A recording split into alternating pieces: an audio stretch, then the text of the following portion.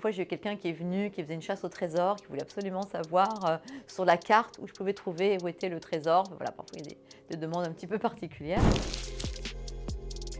Bonjour, je m'appelle Annabelle de Villedieu et je suis médium clairvoyante. J'ai ce don depuis que je suis toute petite et déjà enfant, j'avais cette hypersensibilité qui me permettait de capter des informations, de voir les décédés, en fait d'avoir des flashs. Et en fait, je suis comme ça depuis que je suis enfant et c'est vrai que quand j'étais enfant, c'était pas évident parce que je suis arrivée dans un milieu très strict, très dur, avec une éducation très rigide et j'étais absolument pas comprise par rapport à ce qui m'habitait moi avec ce don de médium clairvoyante. Au début, je ne savais pas ce qui m'arrivait d'ailleurs, je ne comprenais pas très bien.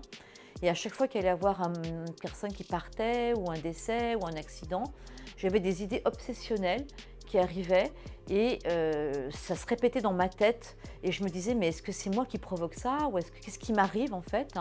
Et le jour où ça arrivait, eh bien, ça partait de moi et je me mettais à pleurer. Je me disais, je ne veux pas que vous mouriez. Enfin, voilà. C'est quelque chose de très très fort qui m'habitait et je ne comprenais pas. Et je me disais, est-ce que c'est moi qui engendre ça? Et voilà, après, j'ai compris que j'avais quelque chose, une hypersensibilité qui était un petit peu différente du commun et que j'avais ce don en fait médiumnique qui m'habitait. Mes parents ne me comprenaient absolument pas avec ce don de médium, c'était pas du tout accepté, parce que moi je viens d'un milieu plutôt catholique, aristocratique, avec beaucoup de principes, et du coup c'était pas du tout accepté. En revanche, je m'amusais, alors à 9 ans, j'avais déjà fait mon jeu de cartes, parce que c'était quelque chose qui était tellement à l'intérieur de moi.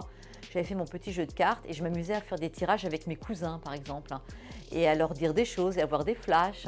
Alors, quand on parle de flash, c'est vraiment pour moi, en fait j'ai de la clairvoyance, c'est-à-dire que je vais avoir des images quand je suis en contact avec une personne, sans que la personne me dise quoi que ce soit, ou alors je peux avoir des images par rapport à une photo ou par rapport à un prénom.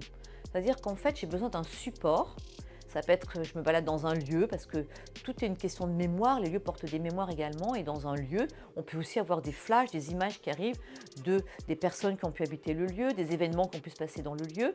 Quand je suis face à une personne en effet en direct, là je vais avoir des images qui arrivent.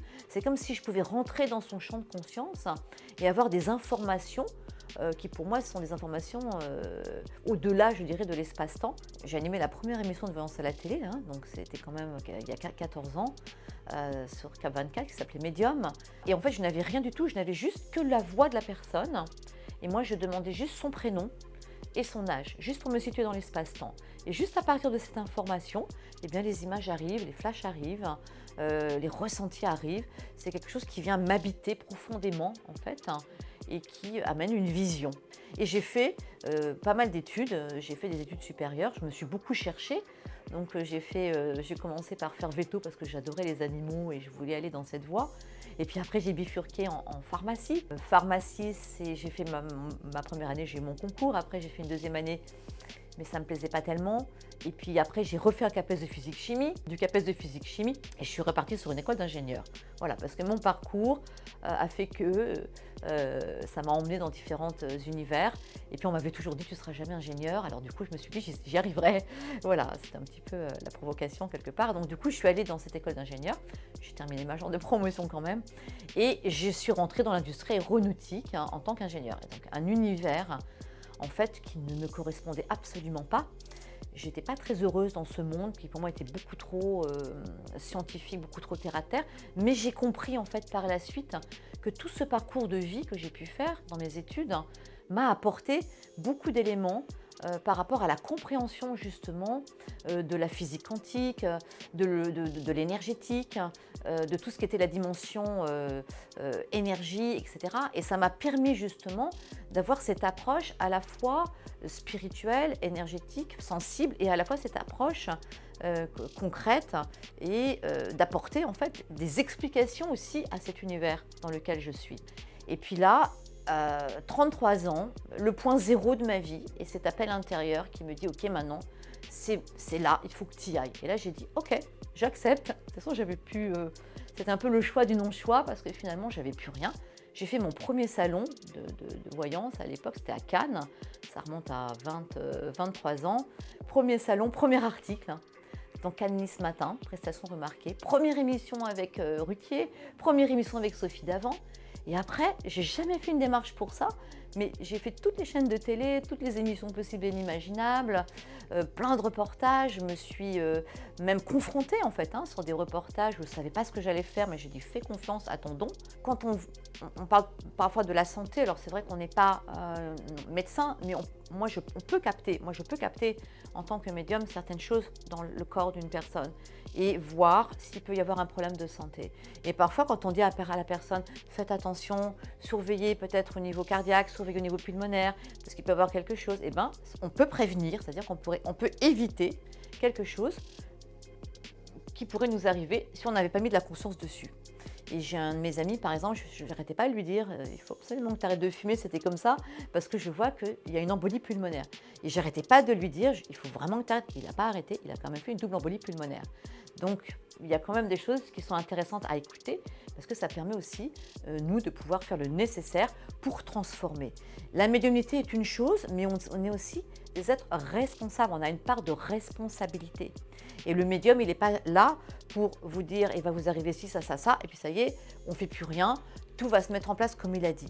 On a sa part de responsabilité et on a un libre arbitre, et ça c'est important de l'entendre. Et puis parfois il y a des personnes qui me demandent des choses un petit peu, voilà, est-ce que la bourse, comment ils vont gagner, bon, ça va marcher sur leur investissement en bourse, ou alors une fois j'ai eu quelqu'un qui est venu, qui faisait une chasse au trésor, qui voulait absolument savoir sur la carte où je pouvais trouver où était le trésor. Voilà, parfois il y a des demandes un petit peu particulières. Après bon, c'est pas...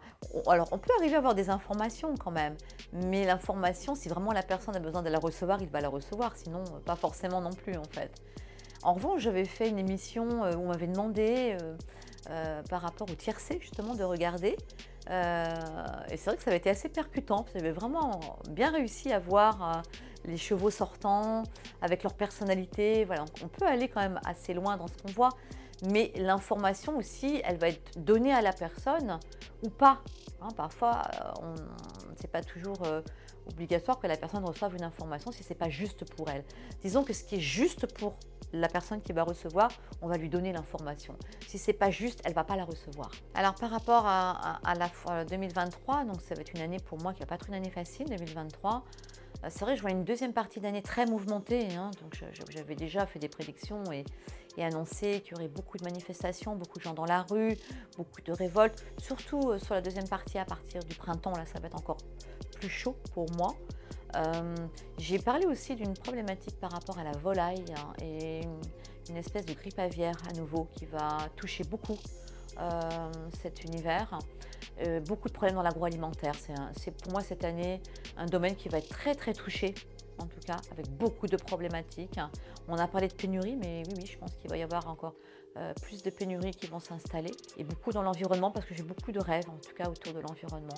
Et là c'est vrai que la Terre elle va beaucoup bouger, je vois beaucoup de tremblements de terre aussi, de scissions, je sais pas, je vois la Terre qui bouge, je vois beaucoup de... Alors peut-être pas ici, mais en tout cas ça peut être aussi sur l'Inde, beaucoup de choses qui vont bouger. Alors après on n'y croit pas, c'est sûr, et je pense qu'on a toujours peur de ce qu'on ne connaît pas non plus.